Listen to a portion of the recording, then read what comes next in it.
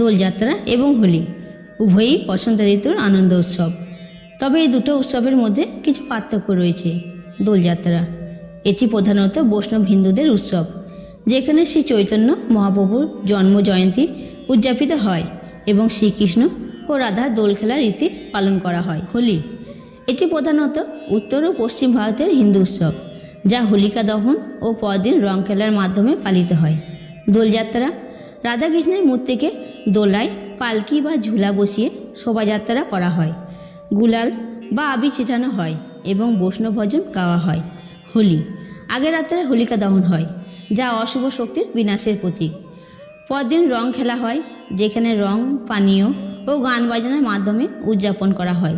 দোলযাত্রা মূলত বাংলা, উড়িষ্যা, মণিপুর ও আসামে জনপ্রিয়।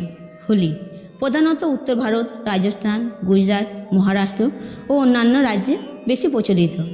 দোলযাত্রা ও হোলি এই দুই উৎসবের শিকড় ভারতের প্রাচীন সংস্কৃতির গভীরে পথিত। এগুলি কৃষ্ণ সংস্কৃতি, বৈষ্ণব ভক্তি ও পৌরাণিক কাহিনীর সঙ্গে জড়িত। দোলযাত্রা বাংলার অন্যতম প্রধান উৎসব, যা বৈষ্ণব সম্প্রদায়ের কাছে অত্যন্ত গুরুত্বপূর্ণ। এর উৎপত্তি কৃষ্ণের বৃন্দাবন লীলা থেকে। পুরাণ অনুসারে কৃষ্ণ বসন্তকালে রাধা ও গোপীদের সঙ্গে আবির খেলে আনন্দ উপভোগ করতেন। এই খেলার পরবর্তীকালে দোলযাত্রা নামে পরিচিত হয়।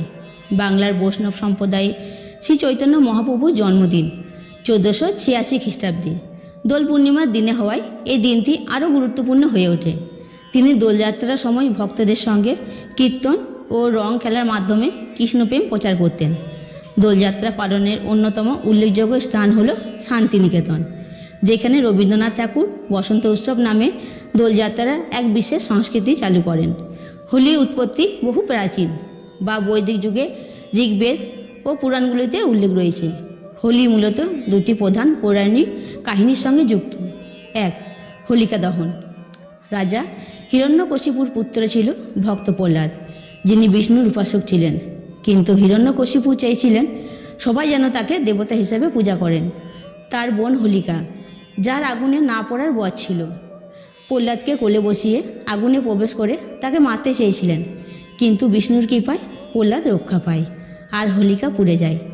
সেই ঘটনার স্মরণে হোলিকা দহন হয়। 2, কৃষ্ণ ও রাধার রং খেলা। আরেকটি কাহিনী অনুযায়ী কৃষ্ণ শিশু অবস্থায় গাঢ় নীল বর্ণের ছিলেন। তিনি যখন বড় হন তখন ভাবেন রাধা যদি তার গায়ের রং নিয়ে কিছু মনে করেন। যশোদা তাকে পরামর্শ দেন তিনি যেন রাধার গায়ে রং মাখিয়ে দেন। এরপর থেকেই রং খেলার প্রচলন শুরু হয়। মুঘল আমলেও হোলি জনপ্রিয় ছিল। বিশেষত আকবর ও জাহাঙ্গীরের সময় হোলি বড় উৎসব হিসাবে পালিত হতো। মধ্যযুগে এটি হরিভক্তির সঙ্গে যুক্ত হয়, আর বর্তমানে এটি ধর্ম, বর্ণ নির্বিশেষে এক আনন্দ উৎসবে পরিণত হয়েছে। দোলযাত্রা ও হোলি উভয় উৎসবের মূল ভাবনা আনন্দ, মিলন ও নতুন জীবনকে বরণ করে নেওয়া। দোলযাত্রা কৃষ্ণ ভক্তির প্রতীক, যেখানে শ্রী চৈতন্যদেবের ভাবধারা গুরুত্বপূর্ণ। হোলি মূলত হোলিকা দহন ও বসন্তের আনন্দ উদযাপন করে। দুই উৎসবের মধ্যেই মানুষের হৃদয়ে প্রেম, আনন্দ ও খুশির বার্তা ছড়িয়ে দেওয়া। তাই আসুন আর সবাই মিলে ভালোবেসে আমার সঙ্গে বলুন জয় শ্রীকৃষ্ণ।